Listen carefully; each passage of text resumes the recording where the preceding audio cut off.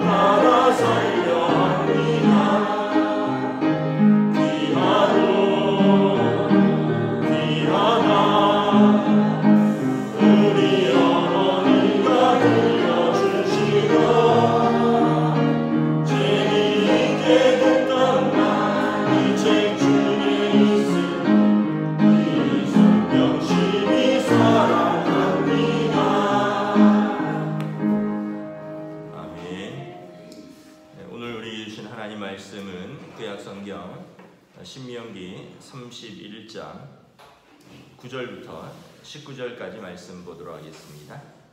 신명기 31장 9절부터 19절까지 말씀입니다. 다 찾으신 줄 알고 저와 여러분들이 한 절씩 교독하도록 하겠습니다. 신명기 31장 9절부터 19절입니다.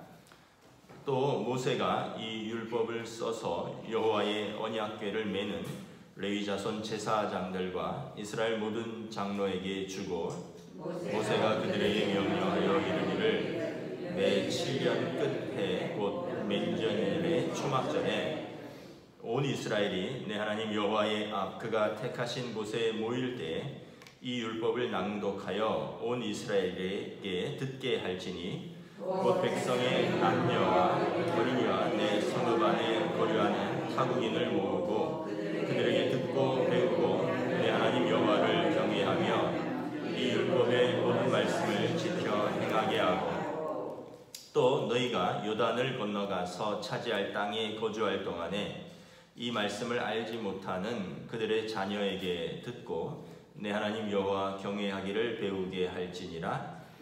여호와께서 모세에게 이르시되 내가 죽을 기한이 가까웠으니 여호수아를 불러서 함께 회막으로 나오라. 내가 그에게 명령을 내리리라. 모세와 여호수아가 나아가서 회막에 서니 여호와께서 구름 기둥 가운데에서 장막에 나타나시고 구름 기둥은 장막 문 위에 머물러 있더라. 또 여호와께서 모세에게 이르시되 너는 내 조상과 함께 누우려니와 이 백성은 그 땅으로 들어가 음란히 그 땅의 이방신들을 따르며 일어날 것이요 나를 버리고 내가 그들과 맺은 언약을 어길 것이라. 내가 그들에게 진노하여 그들을 버리며 내 얼굴을 숨겨 그들에게 보이지 않게 할 것인즉 그들이 삼킴을 당하여 허다한 재앙과 환란이 그들에게 임할 그때 그들이 말하기를 이 재앙이 우리에게 내림은 우리 하나님이 우리 가운데 계시지 않은 까닭이 아니냐 할 것이라. 또 그들이 돌이켜 다른 신들을 따르는 모든 악행으로 말미암아 내가 그때 반드시 내 얼굴을 숨기리라.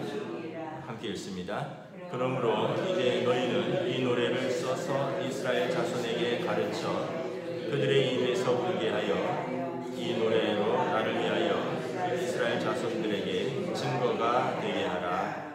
아멘. 할렐루야.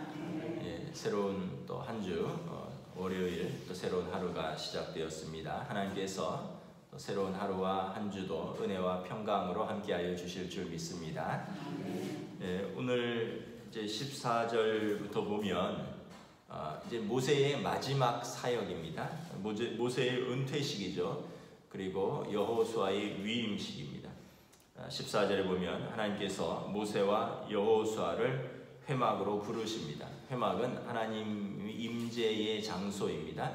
이스라엘의 진의 한 가운데 있죠. 그래서 온 이스라엘이 다 볼 수 있도록 모세와 여호수아를 불러서 이제 모세에게 안식을 허락하고 여호수아에게 새로운 사명을 주는 것입니다. 이제 모세가 마지막으로 부탁과 동시에 명령하는 것이 있습니다. 9절 우리 한번 읽도록 하겠습니다. 시작. 모세가 이 율법을 써서 여호와의 언약궤를 매는 레위 자손 제사장과 이스라엘 모든 장로에게 주고 이 율법을 써서 기록하고 보관하라는 것입니다. 이 언약은 그냥 구두로만 맺는 것이 아니죠. 계약을 우리가 구두로만 맺으면 잊어버릴 수도 있고 정확하지 않을 수가 있습니다.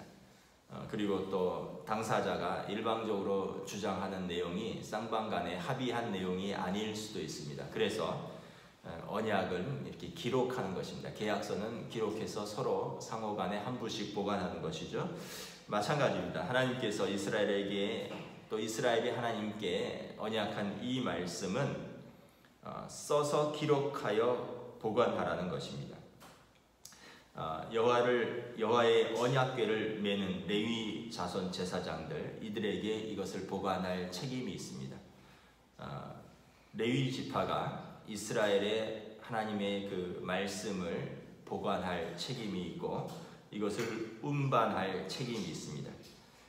그래서 하나님의 말씀을 궤 안에다 넣고 언약궤라 그러죠. 그리고 레위인들이 이것을 메고 가장 앞서서 이제 요단강을 건너서 약속의 땅으로 들어가는 것입니다.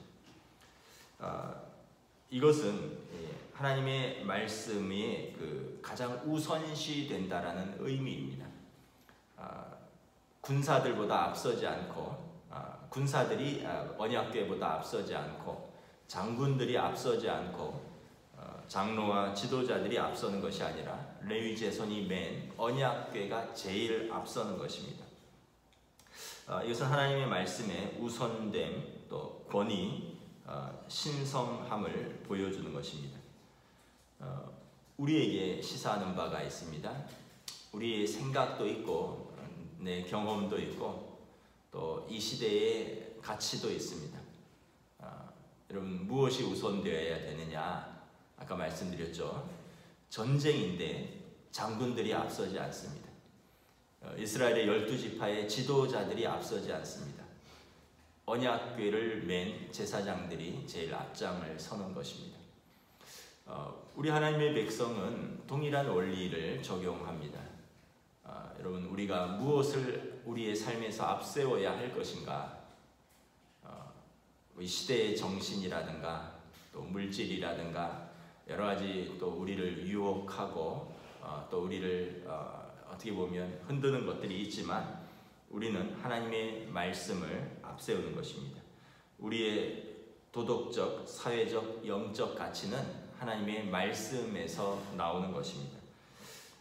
이것을 앞세우고 약속의 땅에 들어가라 라고 말씀을 하는 것입니다. 언젠가 TV를 보다 보니까 어떤 그 프로그램인데 연예인들이 혼자 사는 생활을 이렇게 찍은 프로그램이었습니다. 거기에 한 여자 연예인이 나오는데 밤에 자기 전에 스탠드를 켜고 성경을 읽는 것이었습니다. 이 성경은 그냥 읽는 것이 아니라 무슨 휴대폰을 작동시키면서 읽더라고요. 그래서 그 프로그램을 진행하는 그 동료 연예인이 제가 알기로는 손담비라고 기억하는데 밤에 성경을 왜 읽니? 이랬더니 이제 그 손담비가 90일 동안 성경을 읽는 프로그램이 있다는 거예요. 근데 이게 혼자 읽으면 잘 안 읽어지니까 동료들하고 같이 읽는다는 거죠. 그 단체 카톡방인데 그러면 우리가 알만한 사람들이 누가 있을까 물었더니 손담비가 공효진, 이한희, 려원, 수영, 정경호, 제가 아는 이름도 있고 모르는 이름도 있고요. 여자 연예인들 11명이 90일 동안 성경 읽는 단톡방을 운영을 한다는 겁니다. 그래서 거기에 따라만 가면 90일 동안 성경을 읽는다는 것입니다. 여러분, 연예인들은 문화의 최첨단에 서 있는 사람들이죠. 문화의 꽃입니다. 가장 세상 문화의 최전선에 서 있는 사람들인데 이 사람들이 무엇을 경험할까요?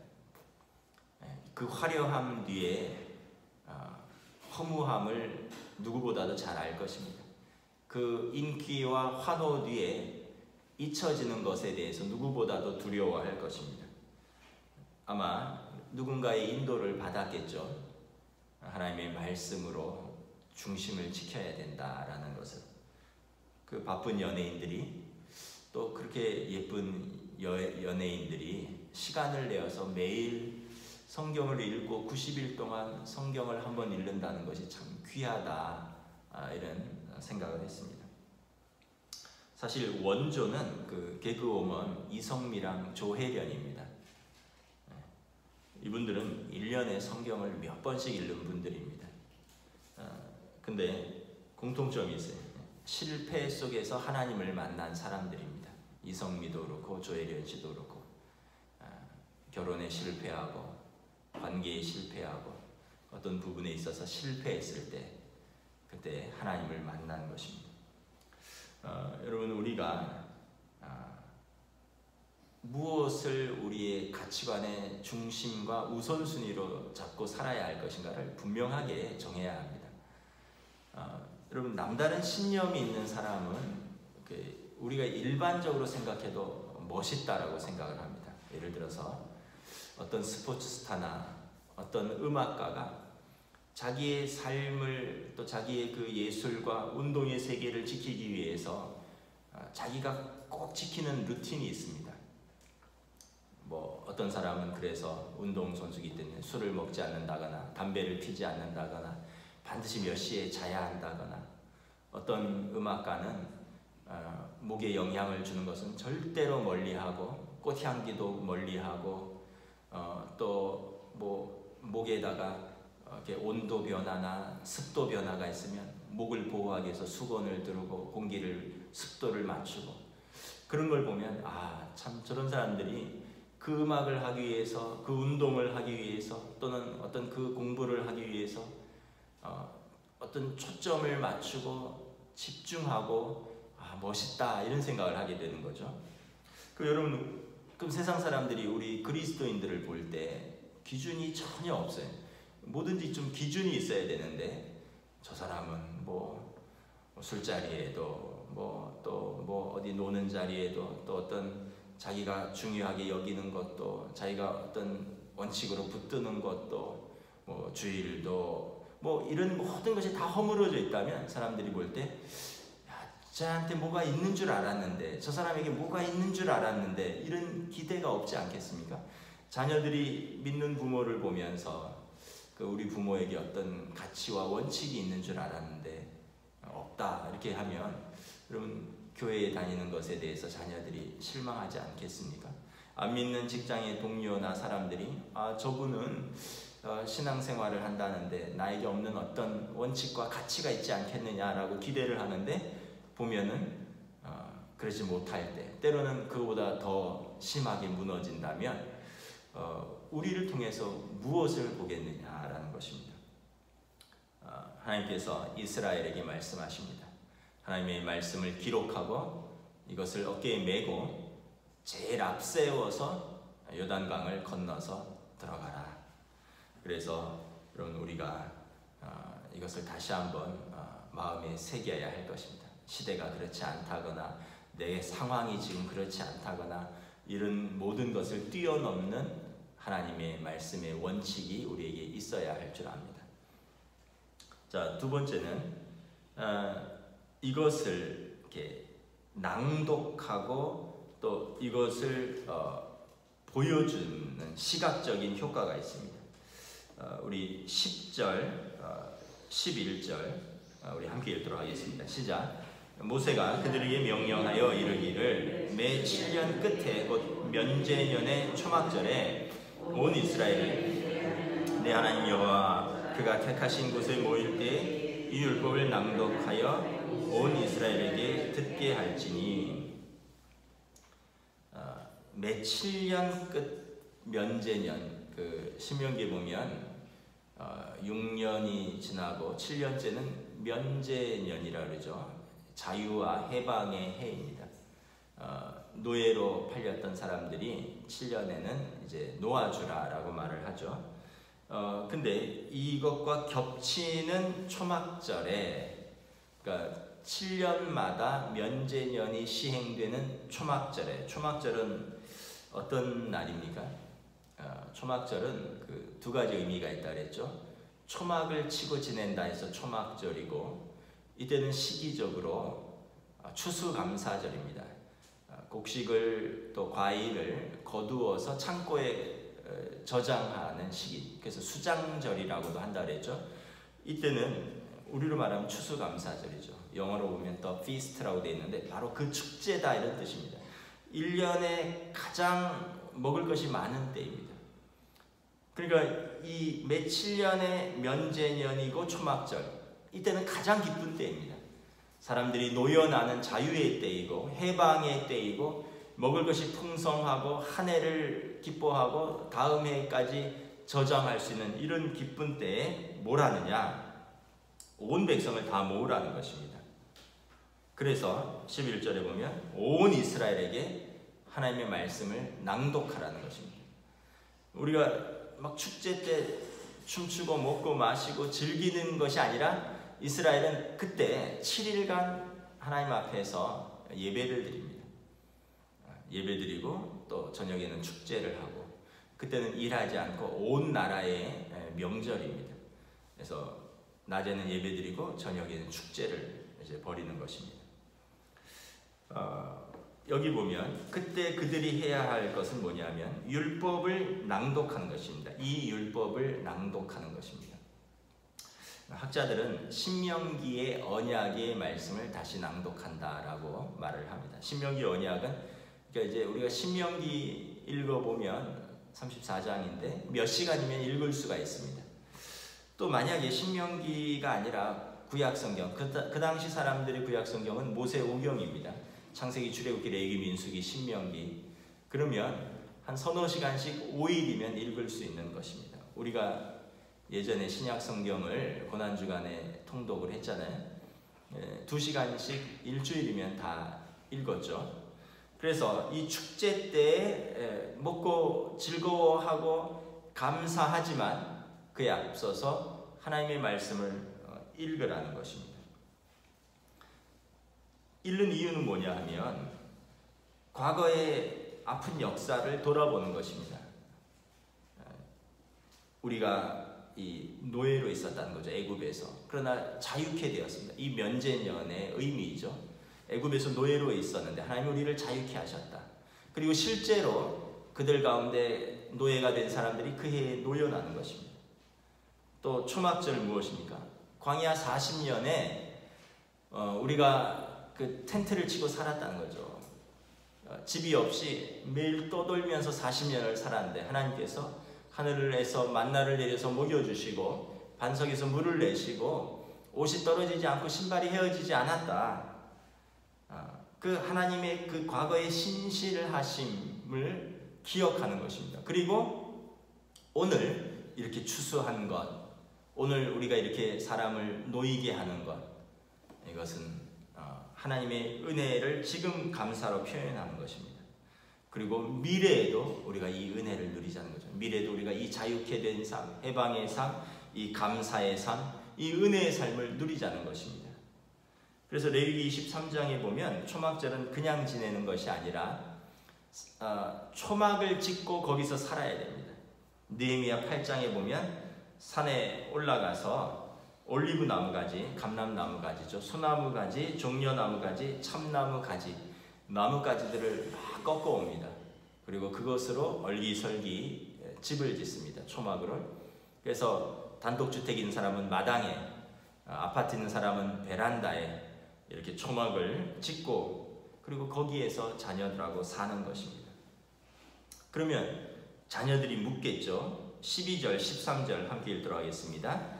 곧 백성의 남녀와 어린이와 내 성읍 안에 거류하는 타국인을 모으고 그들에게 듣고 배우고 내 하나님 여호와를 경외하며 이 율법의 모든 말씀을 지켜 행하게 하고 또 너희가 요단을 건너가서 차지할 땅에 거주할 동안에 이 말씀을 알지 못하는 그들의 자녀들에게 듣고 내 하나님 여호와 경외하기를 배우게 할지니라.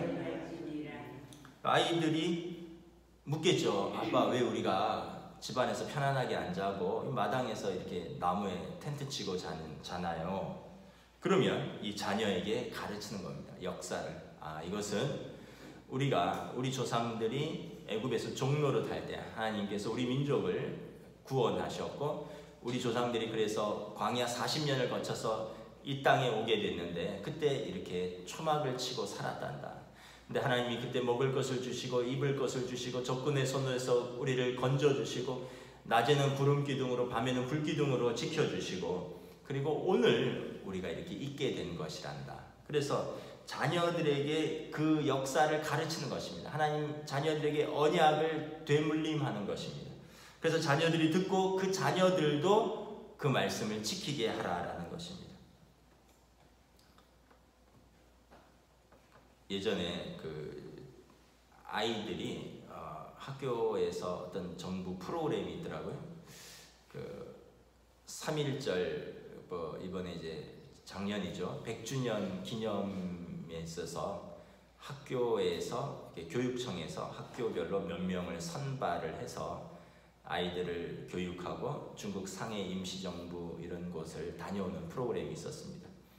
그래서 저희 막내가 선발이 되어서 근데 부모도 교육을 받으래요. 그래서 뭐 저도 광화문의 세종문화회관에 가서 하루가 이틀인가 교육을 받았습니다. 갔더니 그 3.1 운동의 그 100주년 기념이니까 뭐 국무총리도 오시고 또 서울시장도 오시고 서울시 교육감도 오시고 또 그 3.1 운동에 증언하는 분들이 많이 오셔서 영상으로 강의로 교육을 하는 거예요. 그리고 학생 대표들이 나가서 교복을 입고 남자와 여자 학생들이 기미독립선언서를 마치 그 옛날에 1919년 28 독립운동과 3.1절 날 읽었던 것처럼 세종문화회관 강당에서 고등학생 남녀가 이걸 기미독립선언문을 읽는 거예요. 그리고 읽고 나면 이걸 또 해석을 해주고 알고는 있었지만 이것을 낭독하고 다시 교육받고 그 현장에서 그 우리 조상들이 압제와 눌림과 서름과 그 슬픔 속에서 분연히 일어나서 민족의 권리를 위해서 이것을 낭독했다라는 교육을 받으니까 막 마음이 뜨거워지더라고요. 거기 한 500여 명의 학부모랑 학생들이 있었는데 막 우는 사람도 있었어요. 이게 이제 교육의 효과인 겁니다. 그때 100년 전에 그냥 3.1 운동이 있었지. 그때 학생들이 이것을 낭독하고 파고다 공원에서 뿌렸지. 뭐 이 정도로 끝나는 게 아니라 이제 매년 이것을 반복함으로 인해서 교육의 효과가 있는 거죠. 시각적, 청각적, 그리고 역사를 확인하는 효과가 있는 거죠. 마찬가지입니다. 이스라엘이 매년 이렇게 절기가 되면 하나님의 말씀을 읽는 거예요. 우리 조상들은 이집트에서 노예였다. 그러나 하나님 우리를 구원하셨다. 우리가 이렇게 초막에 사는 것은 옛날에 우리가 진짜 이렇게 살았다. 그러나 지금 이렇게 좋은 집에서 사는 거다. 우리가 옛날에 정말 먹을 것이 없어서 하늘만 바라봤다. 그런다 지금은 이렇게 많이 거두어서 먹고 마시고 즐거워하고 저장할 수 있게 되었다. 하나님의 은혜 아니냐. 그러면서 19절 읽도록 하겠습니다. 19절 시작. 그러므로 이제 너희는 이 노래를 써서 이스라엘 자손에게 가르쳐 그들의 입으로 부르게 하여 이 노래로 나를 위하여 이스라엘 자손들에게 증거가 되게 하라. 낭독하고 보관하고 들려줄 뿐만 아니라 노래로 만들어서 부르게 하라는 거죠. 그것이 이제 시편이 되는 것이죠. 예배에서 이제 아이들에게 노래는 쉽게 전해지고 쉽게 기억이 되잖아요. 여러분 우리가 아는 많은 찬양과 복음성가의 가사들은 성경 말씀입니다. 시편이라든가 말씀인데 우리가 그것을 알게 되면 이 가사가 말씀이었구나. 말씀을 읽고 외우기는 어려운데 노래로 들으면 그게 외워지는 거죠. 이게 이제 곡조 있는 기도입니다. 찬양은 곡조 있는 기도고 곡조 있는 신앙 고백인 것이죠. 찬양이 주는 힘이 능력이 있어요. 우리가 입술로 고백하고 입술로 기도하지 못하는 사람들이 찬양은 부를 수 있잖아요. 찬양이 말씀이라고 했고 이것이 우리 신앙 고백이라고 했고 이것이 우리 기도라고 했잖아요. 찬양을 통해서 마귀와 싸우는 겁니다. 사단 권세와 우리가 곡조 있는 노래를 부르면서 싸우는 것이죠.